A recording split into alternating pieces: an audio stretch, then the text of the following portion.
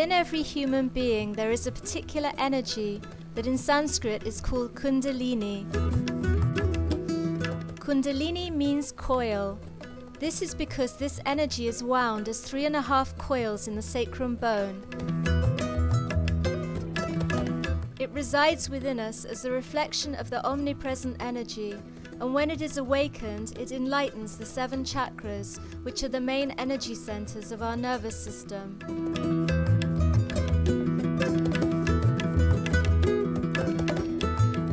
The Kundalini is a female, motherly, and intelligent energy, and it moves in response to our pure desire.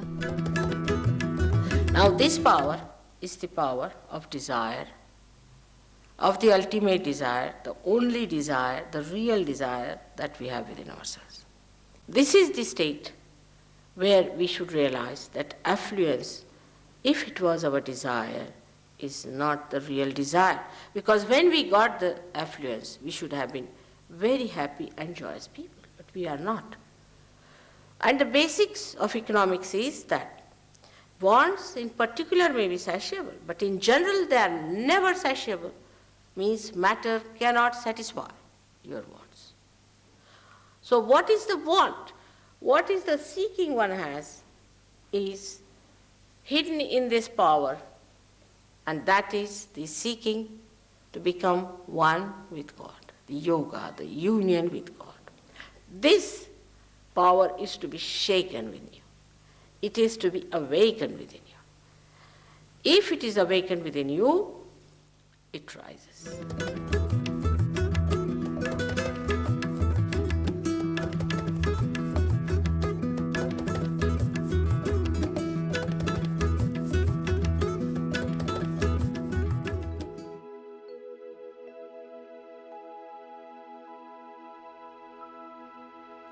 The first chakra is placed at the base of the vertebral column, and it is called Muladhara. Mula means root, while Dhara means support, so the whole meaning is support of the root. It is only the Muladhara chakra that has the role of sustaining the ascent of the Kundalini.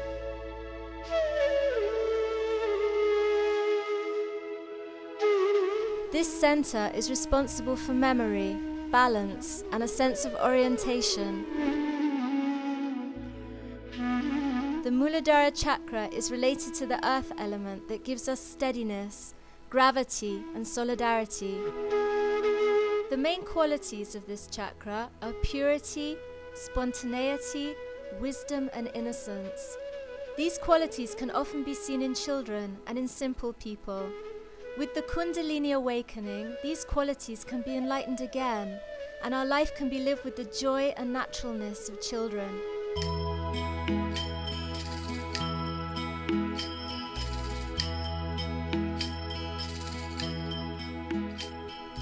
In the Indian tradition, this chakra is represented by the eternal child, Shri Ganesha, who with his elephant head is the symbol of eternal innocence.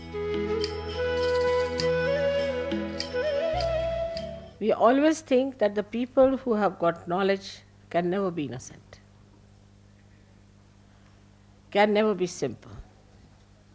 And the idea we have got about innocence is that an innocent person is always deceived, can be befooled, and can be always taken for granted. But innocence is a power. It is a power which protects you, which gives you light of knowledge. Knowledge that we have in the worldly sense is how to exploit others, how to cheat others, how to make money out of them. But the light of innocence is the light by which you know that love is the highest thing. And it teaches you how to love others, how to care for others, how to be gentle about others. When we say children are innocent, We mean to say that they have that power of innocence.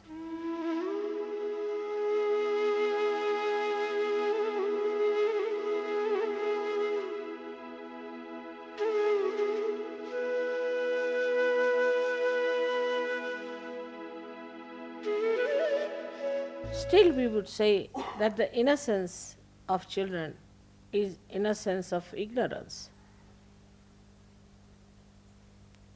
in a way,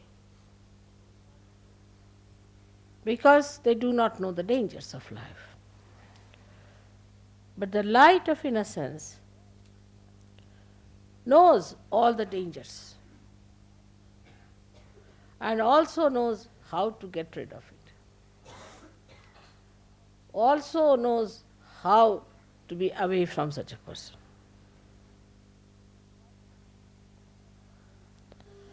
There was a wise man who was going on a staircase. There was a stupid man coming from the other side, foolish man. So foolish people are always aggressive. That is one of the signs, because they have inferiority complex. So the foolish man says to the man who was coming up, he says, one had to move on one side. So he says, I don't move for fools, the foolish one says. So the wise man says, I do, and he moved.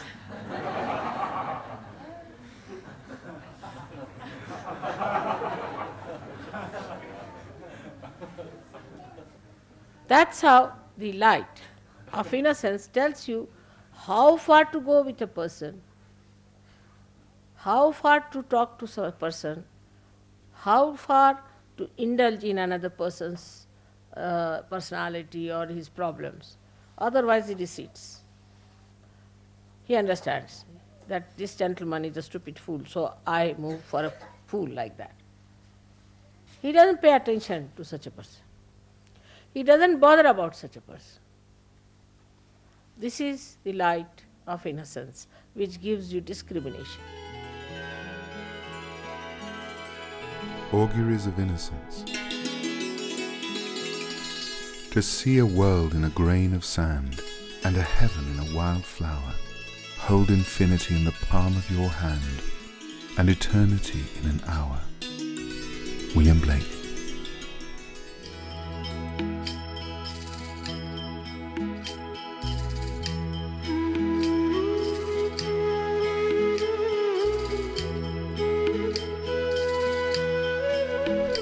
Param Chaitanya is the Sanskrit name for the omnipresent energy that is the formless energy that moves the nature, that manifests the sunlight, that creates and transforms the whole universe.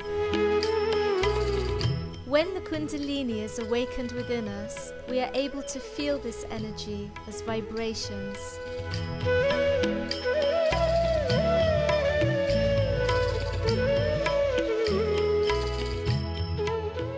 Enlightenment is manifested within you as vibrations, as Chaitanya, as light. So the Chaitanya itself is the light. But the difference between this light and that light is such that this one will only tell you as far as your eyes are concerned. It will tell you that it is a stone, or it is a wood, or it is a house, or it is a face of a man, anything, this light. But it won't be able to tell you whether this person is good or bad, whether this house is vibrated or not, is auspicious or not. So the Chaitanya that is within us gives us knowledge about each and every matter, each and every animal, each and every human being.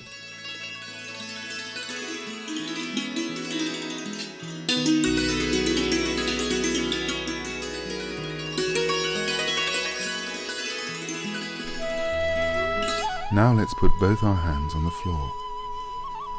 If you're seated on a chair, put both your hands towards the ground, with the fingertips stretched downwards.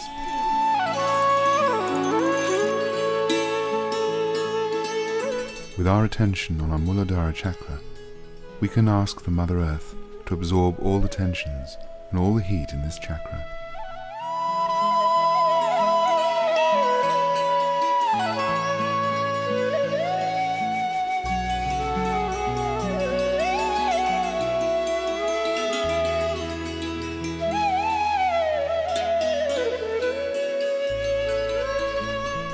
We should be able to feel a sense of sweetness, relaxation, of serenity coming from this area.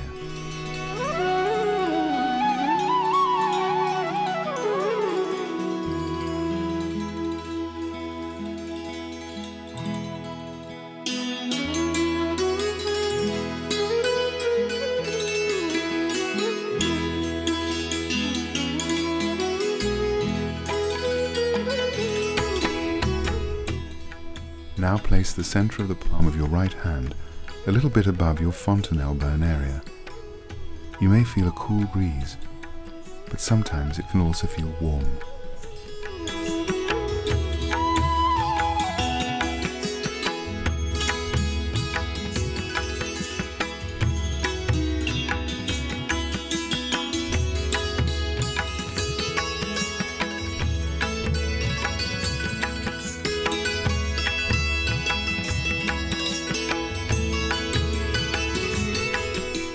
Now you can bring your hands down onto your knees again, palms facing upwards, and try to feel which hand is lighter. If you feel warm on your right palm, you can put your left hand towards the ground. But if you feel warm on your left hand, you can place your right hand towards the ground.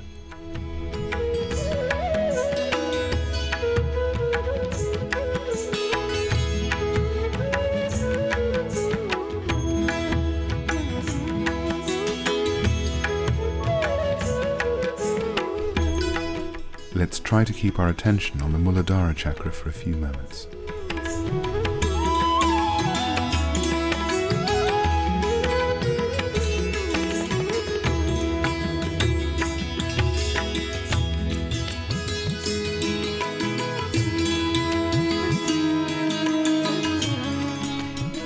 Let's finish by joining our left hand with our right hand, not only to express the balance between the channels, but also to express our gratitude towards our Kundalini energy.